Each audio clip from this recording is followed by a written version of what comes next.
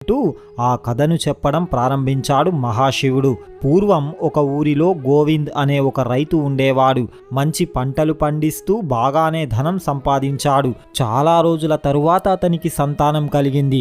2 కవల పిల్లలు జన్మించారు. అందులో ఒక అబ్బాయి, ఒకరు అమ్మాయి. అబ్బాయి పేరు సూరి, అమ్మాయి పేరు సుమతి అని పెట్టుకున్నాడు. పిల్లలిద్దరినీ అల్లారు ముద్దుగా పెంచుకుంటున్నాడు. ఇలా కాలం గడుస్తూ ఉంది.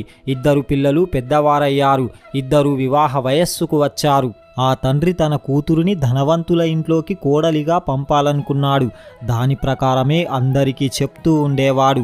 పక్క ఊరిలో ఒక పెద్ద ధనవంతుడైన వ్యాపారి ఉన్నాడని తెలుసుకొని ఆ ధనవంతుని కుమారునితో తన కూతురు వివాహం తన స్తోమతకు మించి చేస్తాడు. ఆ వివాహం చేసిన తరువాత అన్ని కానుకలను ఇచ్చి తన కూతురును అత్తగారింటికి పంపుతాడు. ఇక ఆ తరువాత కొన్ని రోజులకే ఆ రైతుకి అనారోగ్యం కలుగుతుంది.